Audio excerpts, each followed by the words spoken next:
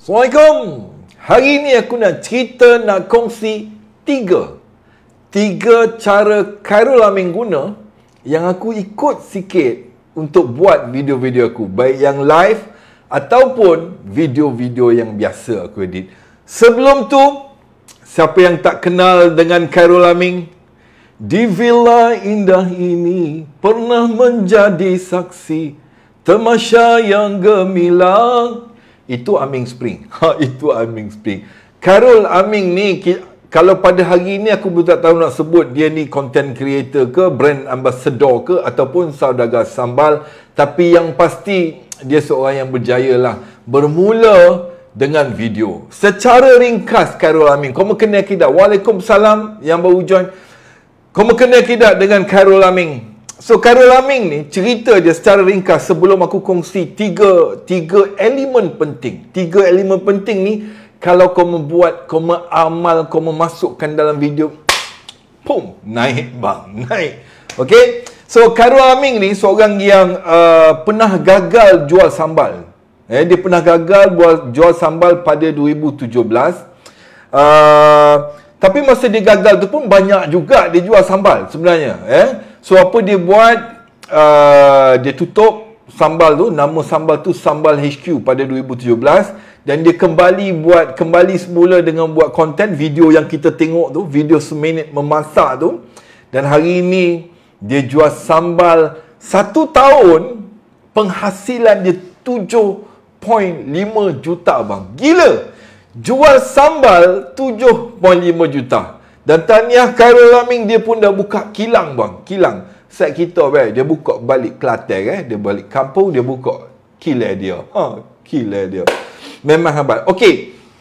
3 elemen penting. Hari ni ringkas dan padat. Penyampaian supaya kalau kau mau buat video, sebab itu aku dah cerita pasal video siri 1, yang ini siri 1.1.01. Now, yang pertama, kita jangan buang masa. Yang pertama, introduction dia bang. Kalau kau mau tengok video Khairul Aming, introduction dia is very clear. Hi, what's up guys? Hari ni kita nak masak. Hey, what's up guys? Hari ni kita nak buat. Hey, what's up guys? Hari ni aku nak cuba buat. Simple. Dia bagi tahu dia nak buat apa. Cuma kadang-kadang dia ubah sikit. Panas-panas macam ni, elok makan ubi rebus. Now, point dia, bila kita buat video ke, buat live ke, pertama sekali kita terus bagi tahu orang kita nak buat apa. Kita nak buat apa dulu dalam video kita. Tak payah nak cerita aku Ismail, aku seorang konsultan IT, tapi hari ni aku nak masak. Tak payah bang, tak payah. Cerita terus dalam video tu, kau nak cerita tentang apa?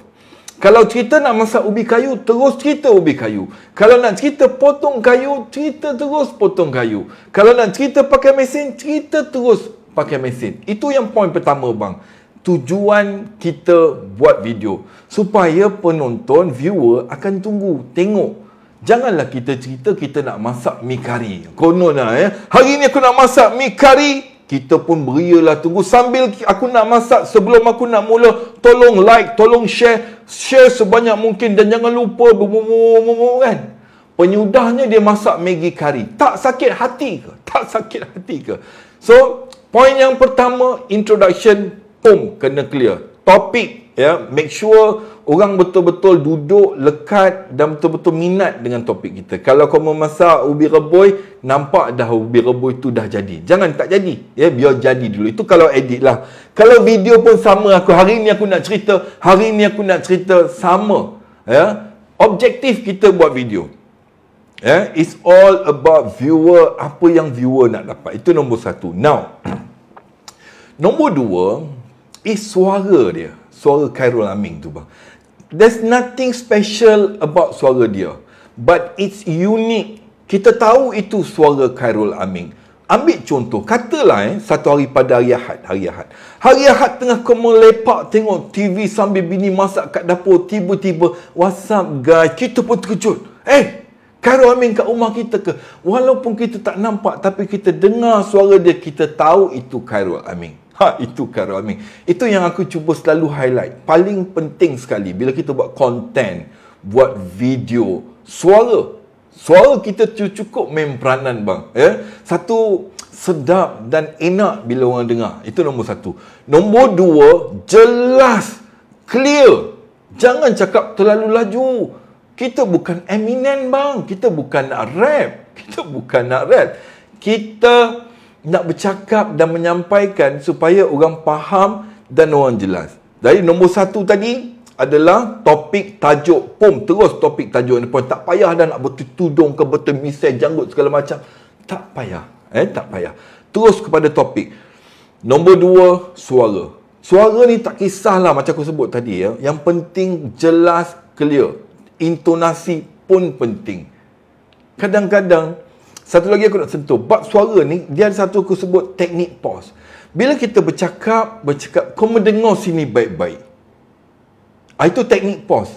Aku berhenti sekejap. Supaya kita boleh fikirkan apa nak cakap berikutnya. Tapi itu kalau live lah. Kalau edit tak perlu.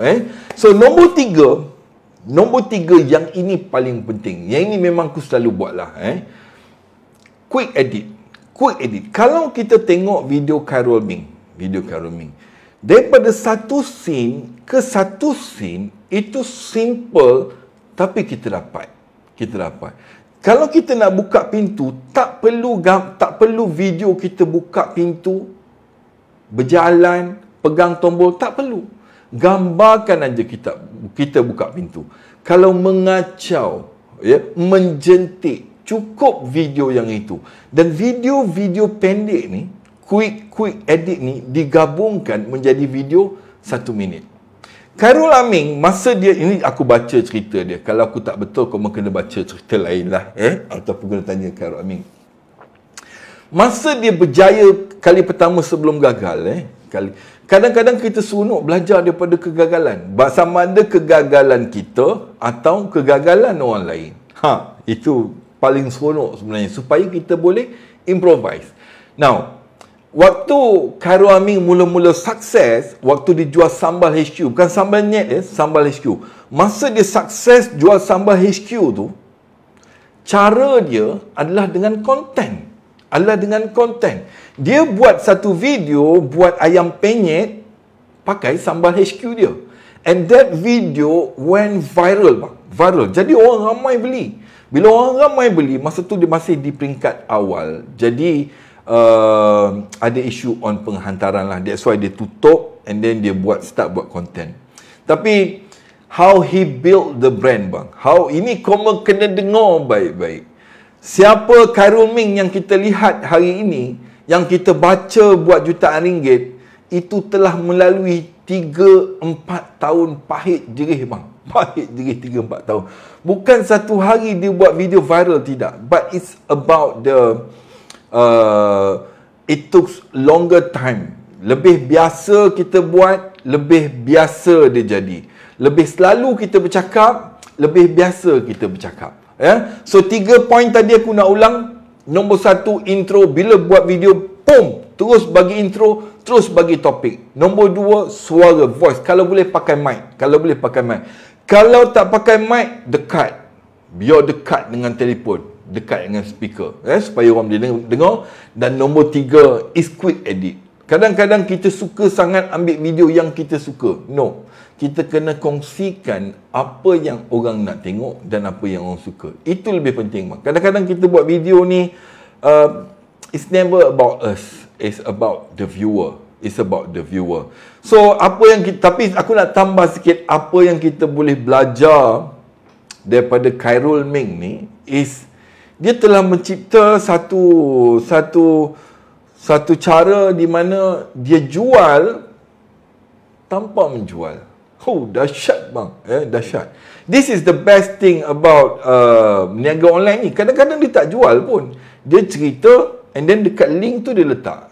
In fact, kalau kita tengok video Khairul Aming, video aku pun, aku tak minta like, aku tak minta share. Cuma recently. Minta following ke, tak ada. Awal-awal, daripada awal pun aku jarang minta like, aku jarang minta share. Memang aku tak minta like, tak minta share, tak minta follow pun. Cuma carilah video aku yang sebelum ni. Memang kau takkan jumpa sebelum 100,000 lah. Cuma 100,000 ni, bila dah cecah 100,000 ni, dia punya ambition, dia punya vision tu dah lain. Dia nak pergi ke 1 juta. 1 juta, gila. So, kamu ada soalan ke? Kamu ada soalan ke? Tapi cerita pengalaman aku pula buat video. Buat video editing ni level Khairul Ming tu bukan senang bang nak edit. Bukan aku nak rendahkan semangat kamu. It's not about technical. Technical is something you can learn. Tak ada masalah. Kamu boleh belajar, aku boleh ajar. But the most important thing is how much time you willing to put in your days. Itu yang paling penting bang. Sebab bercakap tentang edit, quick edit ni kadang-kadang bang it took 2 to 3 hours bang. 2 to 3 hours. Itu tak masuk rendering lagi ya. Tapi biasa rendering kalau aku computer power biasa sekejap je. Biasa sekejap. So kamu yang nak buat video,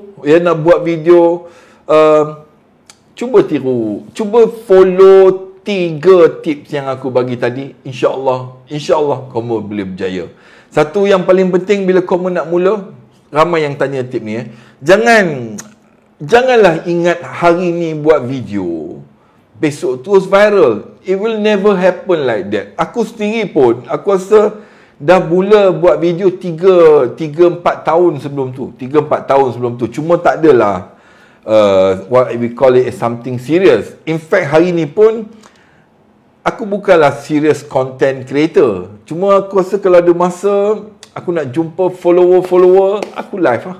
Kan? Aku live lah. Ataupun kalau ada benda orang bagi suruh aku review, aku review lah. Aku review. So yang paling penting satu lagi yang tadi tu, semangat, konsistensi satu lagi. Kena konsisten.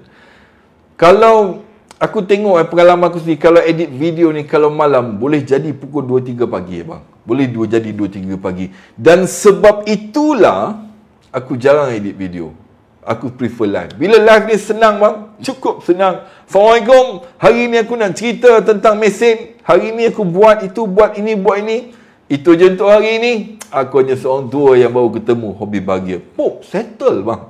Settle. Tapi bila edit ni, ni aku nak cerita sikit pengalaman aku tapi kau dapat 3 poin tadi aku rasa cukup.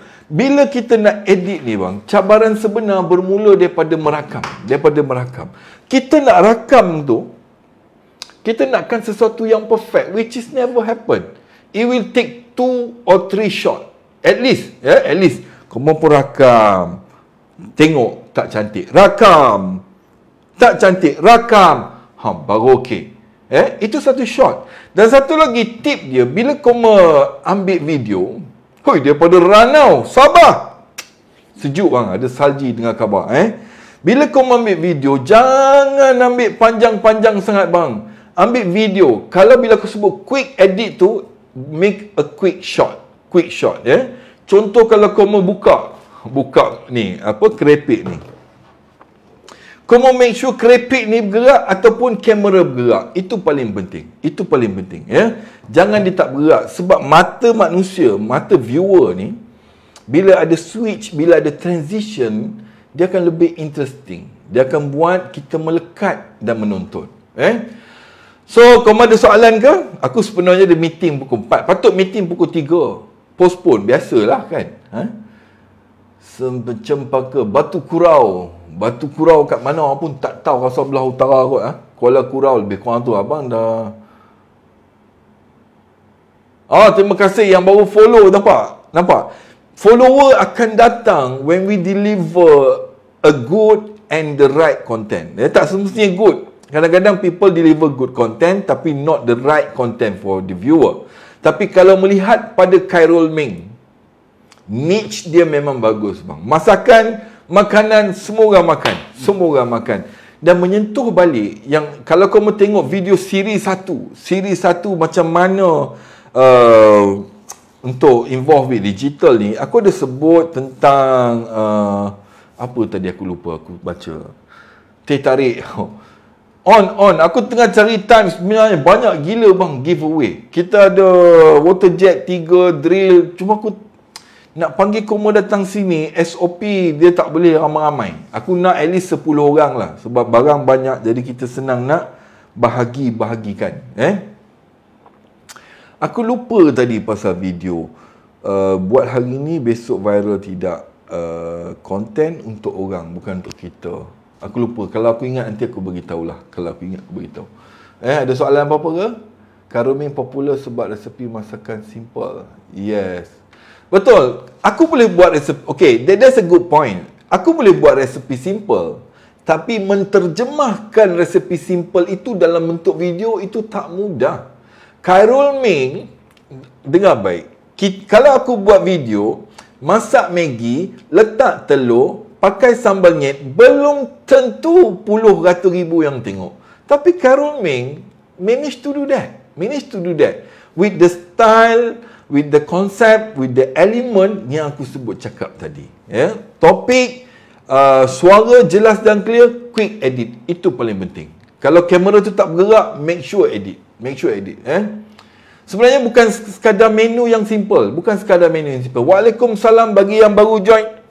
Waalaikumsalam. Hari ni aku nak sambung topik hari tu. Macam mana buat live, buat video, macam mana nak jadi content creator. Bang, in this real world, can you imagine a content creator, tukang buat video, yang hari ni jadi saudagar sambal, making 7.5 million bang. That's a lot. Daripada kamu beli NFT ke, beli Bitcoin ke, baiklah kamu buat video. Contoh.